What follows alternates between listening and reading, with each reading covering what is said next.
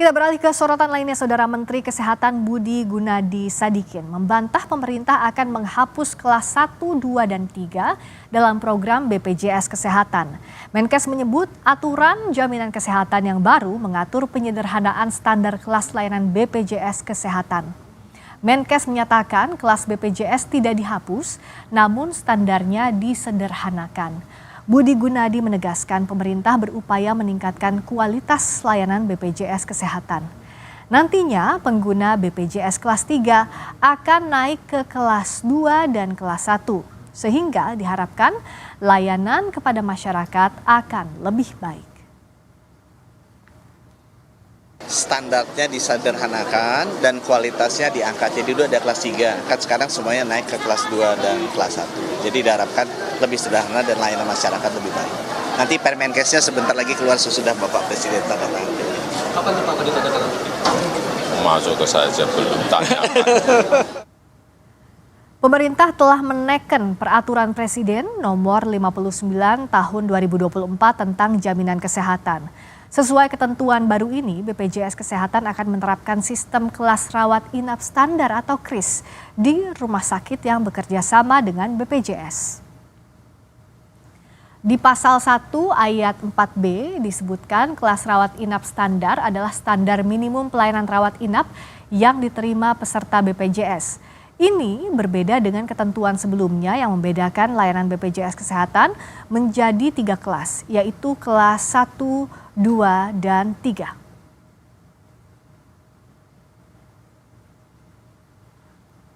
Lalu apa saja fasilitas kelas rawat inap standar BPJS Kesehatan?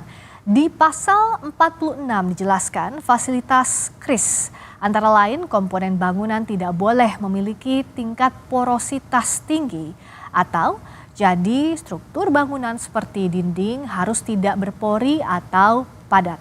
Lalu ada pengaturan ventilasi udara, suhu udara, dan pencahayaan ruangan. Berikutnya kita lihat kelengkapan di setiap tempat tidur. Ada nakas atau lemari kecil dan 2 kotak kontak serta nurse call. Ruangan perawatan dibagi berdasarkan jenis kelamin anak atau dewasa, serta berdasarkan penyakit infeksi atau non-infeksi. Kepadatan ruang rawat juga diatur, maksimal 4 tempat tidur dan dilengkapi tirai partisi.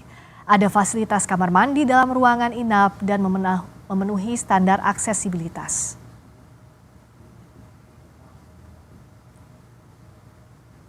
Fasilitas dan layanan kelas rawat inap standar ini, Saudara, dilaksanakan di seluruh rumah sakit yang bekerja sama dengan BPJS paling lambat 30 Juni tahun 2025 mendatang.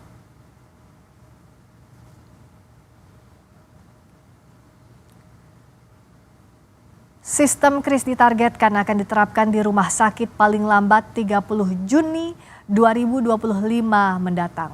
Sementara penerapan iuran, manfaat, dan tarif atau penetapannya akan diputuskan paling lambat 1 Juli 2025 mendatang.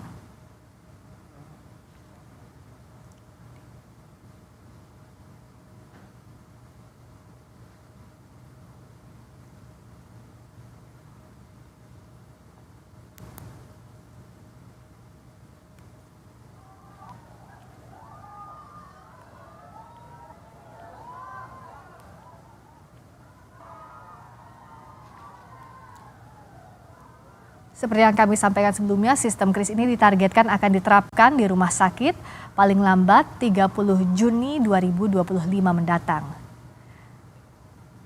Dan sementara penetapan iuran, baik itu manfaat dan tarif akan diputuskan paling lambat pada 1 Juli 2025 mendatang. Menkes menyatakan kelas BPJS ini tidak dihapus, namun standarnya disederhanakan. Budi Gunadi juga menegaskan bahwa pemerintah berupaya meningkatkan kualitas layanan BPJS Kesehatan dan nantinya pengguna BPJS kelas 3 akan naik ke kelas 2 dan kelas 1 sehingga diharapkan layanan kepada masyarakat akan lebih baik lagi. BPJS akan menerapkan sistem kelas rawat inap standar. Apa yang membuat sistem ini akan lebih baik dalam pelayanan kesehatan dan bagaimana dengan iurannya? Apakah akan naik? Kita akan kupas bersama dengan Direktur Utama BPJS Ali Gufron Mukti. Selamat petang, Pak Ali.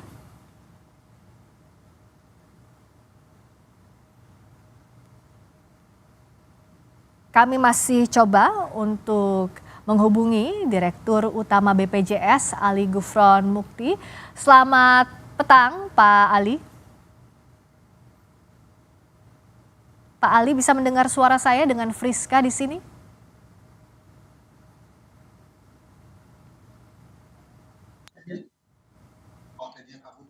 Baik, kami masih coba mengontak Direktur Utama BPJS Ali Gufron karena tentu saja yang ingin diketahui adalah setelah Menteri Kesehatan Budi Gunadi Sadikin membantah pemerintah akan menghapus kelas 1, 2, dan 3 dalam program BPJS Kesehatan, tapi Menkes menyebut ada aturan jaminan kesehatan yang baru mengatur penyederhanaan standar kelas layanan BPJS Kesehatan.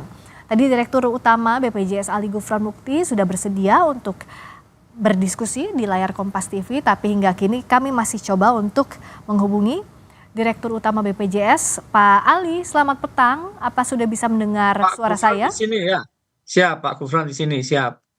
Pak Gufron, selamat petang dengan Friska di sini. Selamat petang.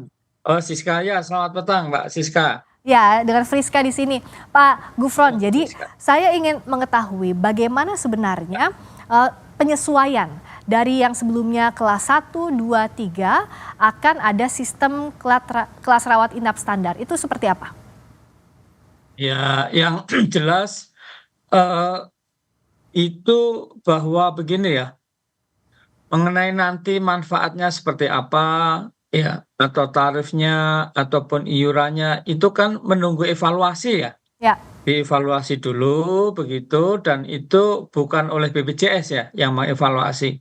Nah, yang jelas BPJS itu mengharapkan kalau akses ya pelayanan itu jangan sampai berkurang begitu. Jadi mutunya kita naikkan dengan kriteria kris yang 12 itu, ya kita berharap ya mutunya menjadi meningkat, lebih nyaman, demikian juga tentu kita bisa harapkan aksesnya juga tidak menurun, jadi tetap gitu, atau bahkan meningkat gitu.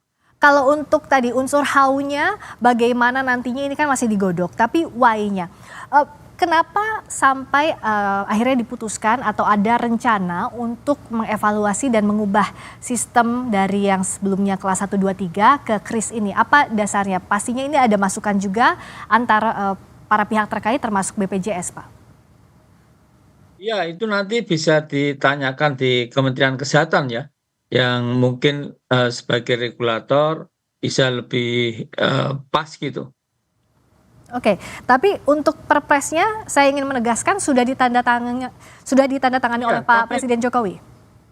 Iya, tapi perpres itu tentang apa? Oke. Tentang ini perbaikan jaminan kesehatan, jadi perbaikan tentang perpres yang dulu. Dulu tuh kan ada Perpres 82 tahun 2018, ada Perpres 64 tahun 2020 ya. Yang di sini itu masyarakat contohnya kalau daftar bisa memilih paskesnya bagi mereka yang PHK ataupun juga sistem KDK-nya, kemudian kriteria istilahnya kris juga, terus kapan berlakunya kayak gitu ya. Tapi juga tidak ada di situ yang kemudian harus dihapus atau segala macam, itu kan nggak ada. Oke, jadi soal revisi penghapusan seperti apa sistem kris mendatang itu belum diteken dalam perpres itu begitu ya Pak Dirut ya? Jadi sampai sekarang nanti sampai 30 Juni 2025 ya, saya kira masih tetap sama ya dengan apa yang ada di sini, karena di perpres sebelumnya itu khusus tentang kelas itu kan sudah ada ya. Tetapi untuk yang katakanlah mereka yang memiliki gaji ya, pendapatan gaji atau kita istilahnya itu peserta penerima upah, itu jelas sudah 1%, pemberi kerjanya 4% gitu. Yang belum sama itu iurannya ini kan yang peserta bukan penerima upah dan bukan pekerja gitu. Ini kan perpresnya soal perubahan ketiga soal jaminan kesehatan. Ada masa transisi pasti ya Pak ya sampai nanti Juni 2025. Sejauh ini yang sudah digodok sementara antara Kementerian Kesehatan, BPJS dan para pihak terkait seperti apa sampai nanti transisi berlangsung hingga tahun depan? Ya masih uji coba. Jadi beberapa kali kan dengan DPR segala macam itu ya, itu baru uji coba lah, nanti berbasis pada hasil evaluasi itu kan nanti akan ditetapkan bagaimana kira-kira paket manfaatnya, tarifnya, iurannya kayak gitu. Ya, tapi untuk peserta BPJS sampai nanti Juni 2025 yang membayar sesuai dengan kelasnya ini masih terus berlangsung seperti itu ya Pak ya sampai nanti Saya ditetapkan kira masih kemudian. tetap sama, sampai detik ini sama ya, Mhm. gitu. Sampai nanti ada perubahan berikutnya diumumkan pemerintah begitu ya. Betul, iya. Nah, apa sebenarnya yang akan ditekankan dari kris ini? Tadi kan Bapak di awal sudah menyebutkan juga bahwa mutunya akan dinaikkan. Nah, apa sebenarnya perbaikan yang diharapkan, Pak? Ya tentu lebih, kalau BPJS itu kan ada namanya transformasi mutu ya, ukurannya 3 itu, lebih mudah. Jadi tidak perlu sekarang fotokopi segala macam, pakai KTP aja di mana aja bisa. Ya, Itu satu. Kedua lebih cepat ya, bisa antri dari rumah, ya, dari mana aja kayak gitu ya. ya. Dan non diskriminatif ya, jadi tidak Oke. dibeda-bedain kayak gitu. Oke, Bapak saya akan Untuk pelayanan medis ya. Oke, untuk layanan medis kita akan bahas Ya. lebih detail lagi. Bapak mohon izin. Kami masih membahas seputar perubahan BPJS bersama dengan Direktur Utama BPJS Ali Gufron Mukti. Pak Gufron, kan tadi dalam hal transformasi ini ada beberapa hal yang jadi perhatian. Tadi Pak Gufron menyebutkan salah satunya kita mulai dulu dari transformasi upgrade pelayanan. Nah, apa yang diharapkan dengan perubahan pelayanan lebih baik itu seperti apa misalnya komponennya?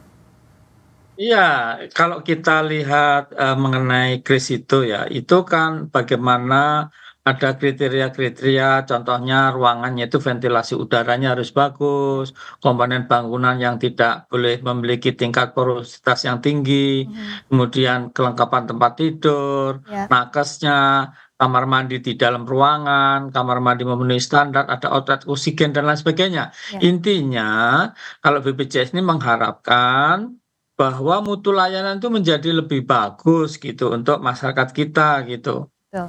Nah, untuk mutu layanan tentu ini juga yang diharapkan saya dan juga para peserta BPJS lainnya tentu berharap hal yang sama. Dan pertanyaan yang banyak muncul, izinkan saya juga menanyakan ini karena saat ada pengumuman ini, pertanyaan dari masyarakat misalnya bagaimana dengan benefit yang selama ini sudah dirasakan? Kan sekarang ada kelas 1, 2, 3. Untuk yang kelas 1 itu seperti apa nantinya perubahannya setelah kris? Sementara kan kalau untuk yang kelas 3 diharapkan upgrade juga fasilitasnya. Bagaimana ini Ya, akan yang transisi? jelas kalau kelas 1 ya itu sekarang ini ya boleh itu diatur di dalam perpres yang baru ini, baru ditandatangani itu untuk naik ya.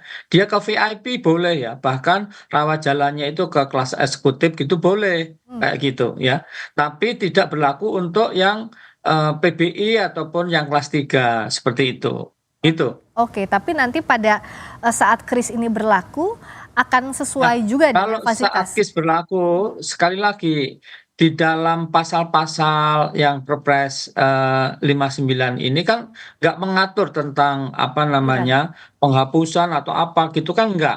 Itu Ya. kan media yang banyak di situ ya. Hmm. Tetapi yang jelas bahwa nanti dievaluasi dulu kira-kira ya setelah kira-kira setahun ya, ya kira-kira nanti eh, Juli 2025 itu, nah lalu seperti apa ya keputusan tentang paket manfaatnya, tentang tarifnya, tentang iurannya kayak gitu. Ya, karena bicara soal BPJS ini juga kan pesertanya dari Sabang sampai Merauke.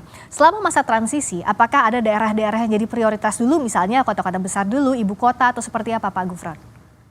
Ya, yang jelas itu kalau sekarang ini BPJS kan berupaya untuk meningkatkan mutu ya. Itu kita tidak bahwa katakanlah di Papua dulu, di NTT dulu, enggak ya. Ya, Kita sekarang ini memberikan pelayanan sebaik-baiknya dimanapun ya. Bahkan di daerah-daerah yang katakanlah belum memenuhi syarat fasilitas pelayanan kesehatannya itu, ya. kita kemudian berikan semacam kompensasi begitu. Oh, Bahkan kami itu sekarang membayar ya, contoh di NTT itu kalau ada ya. kapal terapung, rumah sakit terapung, nggak gitu, yang ke pulau-pulau kecil itu boleh diklaimkan ke BPJS gitu.